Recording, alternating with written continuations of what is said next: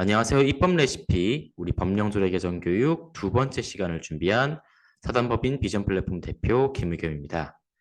네, 지난번 때 강연 드렸던 것대로 지난번 강의에서는 법의 상하위 개념에 대해서 말씀을 드렸습니다. 헌법, 법률, 그리고 명령, 또 그리고 조례, 훈령까지 이 다양한 법들의 체계가 있고 이 법은 상하위 개념이 있다고 말씀을 드렸습니다. 그래서 하위법은 상위법의 개념이라든지 범위를 벗어날 수가 없고 또 상위법의 내용과 반대되는 내용으로 하위법을 만들 수는 없다라고 말씀을 드렸었습니다. 이번에는 이 법률 중에서 또는 같은 명령이나 조례 중에서 같은 단계에 있는 법들 중에서 적용의 단계, 적용의 순서가 달라지는 법들에 대해서 설명을 드리고자 합니다. 그래서 저희 두 번째 주제 제목은 특별법, 기본법, 일반법, 개별법입니다. 네, 우선 첫 번째 말씀드릴 게 특별법과 일반법입니다. 그런데 우리가 법 개정을 하면서 꼭 알아야 될 원칙이 있습니다. 바로 신법 우선의 원칙입니다. 이게 두 법이 충돌할 경우에 최근에 제정된 법을 우선한다는 원칙인데요. 어떤 말이냐면 다양한 법들이 있을 때 이 법들의 내용들, 특히 민법에서 이런 경우가 많다고도 저번에 말씀드렸었는데 이 법의 내용이 충돌하거나 또는 법의 적용 자체가 충돌할 경우에 최근에 제정되었거나 최근에 개정된 법이 우선해서 적용된다는 원칙입니다. 그런데 최근에 만들어진 법이 우선해야 함에도 불구하고 그럼에도 특별법이라고 하는 저희가 법 중에서 특별법이라고 하는 이 법은 아무리 일반 법들이 새로운 법이 나와도 이 특별법의 내용을 우선해서 적용한다는 원칙이 바로 특별법 우선의 원칙입니다. 저희가 민법 같은 경우, 저희가 어떤 법 중에서 그냥 모든 국민 또는 모든 경우에 적용하는 것이 아니라 특정한 경우 또는 특정한 사람, 특정한 지역을 한정해서 적용하는 특별법이 있습니다. 이 특별법은 어떤 예를 들어서 어떤 편법 같은 경우에 특별법이라고 하면 특정한 범죄 또는 특정한 시기에 일어난 범죄 또는 특정한 피해자를 가지고 있는 범죄에 대해서만 특별히 처벌한다라고 하는 내용들을 담는다면 이것은 형법이 아니라 형법 내용을 담은 특별법이 됩니다. 그래서 이러한 특별법이 만들어졌을 때는 저희가 기존에 있던 형법보다도 특별법을 우선해서 사건에 적용한다는 것이 바로 특별법 우선의 원칙입니다. 저희가 어떤 법들 이름 중에서 반드시 법 이름이 특별법이라고 명시되지 않더라도 이 법의 내용이 특정한 사안이나 사람, 지역에 한정되는 것은 모두 특별법으로 보고 있습니다. 그런데 최근 입법 트렌드는 법 제명, 법 이름이 특례법 또는 특별법인 경우가 많습니다. 예를 들어서 성폭력 범죄의 처벌 등에 관한 특례법이 있습니다. 저희가 이러한 이 특례법 예시를 성폭력 범죄의 처벌 등에 관한 특례법으로 말씀을 좀 드려보겠습니다. 저희가 형법에서 성폭력 범죄는 이미 처벌을 하고 있습니다. 그런데 이 형법에서 저희가 처벌하고 있는 행위는 강간이라든지 추행이라고 하는 특수하게 어떤 신체의 성추행이라든지 성범죄가 일어난 경우를 한정해서 처벌을 하고 있었는데요. 그런데 성폭력 범죄의 처벌 등에 관한 특례법을 통해서 성범죄 중에서도 특수한 경우의 강간, 예를 들어서 위력형 성범죄라든지 또는 스토킹, 온라인 성범죄, 음란물 유포 등에 대한 내용까지도 특정하게 처벌하고 또한 이에 대한 형량을 특정하게 높게 설정해 놓은 것을 바로 성폭력 범죄의 처벌 등에 관한 특례법이라고 합니다. 그래서 저희가 같은 성범죄가 발생하더라도 이 성폭력 범죄의 처벌에 관한 특례법, 이 법에 해당되는 내용, 이 특정한 내용에 대해서는 과중처벌을 한다던가 또는 수사의 방향이라든지 수사의 방법이 달라지기도 합니다. 그래서 저희가 형법에서 성범죄의 내용들이 개정이 된다고 할지라도 이 성폭력 범죄의 처벌에 관한 특례법에 들어가 있는 내용이라면 형법의 내용을 적용하지 않고 성폭력 범죄의 처벌에 대한 특례법을 우선 적용합니다. 이것이 바로 특별법 우선의 원칙입니다. 이와 조금 다르지만 유사하게 신법 우선의 원칙을 적용받지 않는 경우가 있는데요. 바로 기본법과 개별법입니다. 이것은 법의 적용 범위에 따라서 기본법과 개별법이 정해진다고 보시면 되는데요.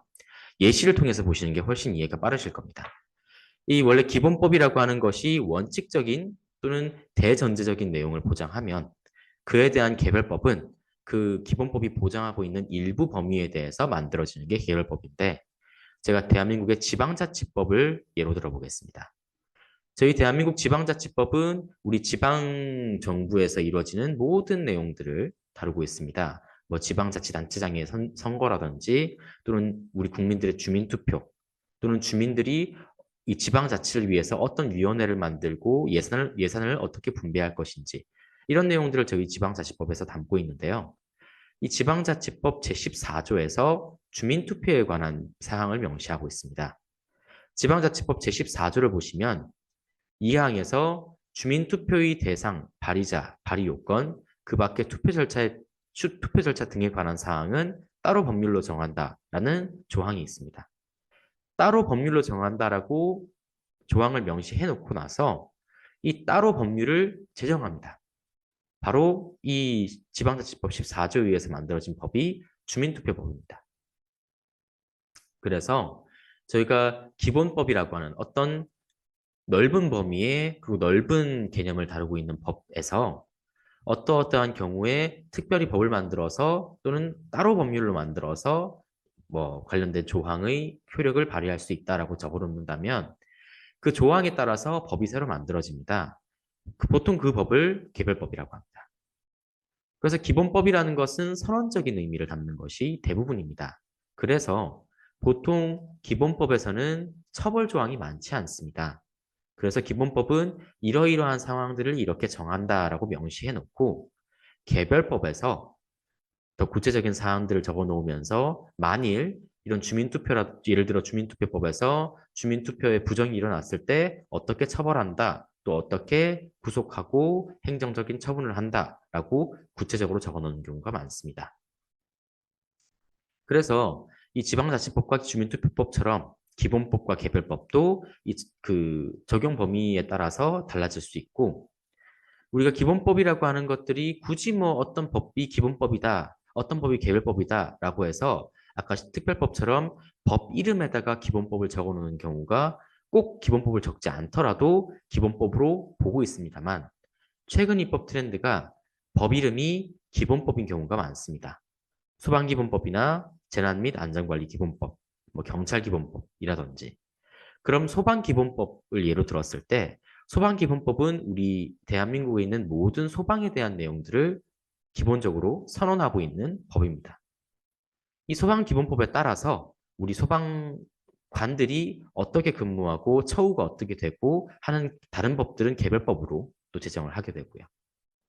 그래서 우리가 기본법과 개별법을 볼 때는 만약에 개별법을 개정하고 싶다고 하면 개별법만 개정해서 되는 것이 아니라 개별법을 개정하기 전에 이 개별법의 사안을 어떤 기본법이 다루고 있는지 그래서 그 기본법이 제한하고 있는 사안을 파악해서 개별법을 개정해야 할 것이고요. 그리고 기본법을 개정한다고 했을 때 기본법은 선언적인 의미의 기본법이기 때문에 보통 기본법을 개정한다고 하면 개별법까지 추가로 개정해야 하는 경우가 많습니다. 그래서 여러분들이 기본법과 개별법에 대한 개념을 잘 이해하셔야 개정에 큰 도움이 되실 거라고 말씀드릴 수 있겠습니다. 예, 이번 시간에 저희는 같은 단계에 있는 법 사이에서도 특별법과 일반법, 그리고 기본법과 개별법처럼 적용에 대해서 상하위 또는 적용 순서가 달라지는 개념을 배워봤습니다. 이러한 법의 체계를 기본적으로 이해를 해 주셔야 저희가 개정을 할 수가 있습니다. 특별법을 개정하겠다라고 했을 때 특별법을 개정하지만 일반법에 있는 내용과 배치되는 것은 없는지 또 일반법을 개정한다고 했을 때 특별법에 이미 있는 내용은 아닌지 기본법을 개정한다고 했을 때 개별법의 내용에 이미 있거나 또는 개별법과 배치되는 내용이 없는지 개별법을 개정한다고 했을 때 기본법의 내용을 개정해야 하지는 않는지 이런 부분들을 총체로 파악해서 우리가 법령 개정이나 법률 개정에 나서야 합니다. 저희는 이제 첫 번째 강의와 두 번째 강의에서 이 법의 체계에 대해서 설명을 드렸는데요. 저희가 꼭 이론적인 부분에 대해서 설명을 드리는 것은 아닙니다.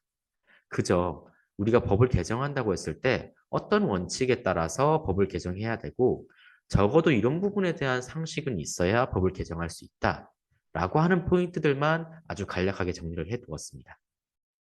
그래서 여러분들이 강의한 시안과 이 강연을 보시고 궁금한 점이 있으시거나 또는 의문점이 있으시면 반드시 강연을 여러 번 보시고 또 질문 있으시면 저희 단체 이메일로 보내주셔야 합니다. 저희가 지금까지는 법에 대한 원칙 또는 법의 체계에 대해서 말씀을 드렸고 다음 온라인 교육부터는 본격적으로 개정에 대한 실무를 다룰 예정입니다. 지금까지 함께 해주셔서 감사하고 다음 시간에 또 뵙겠습니다.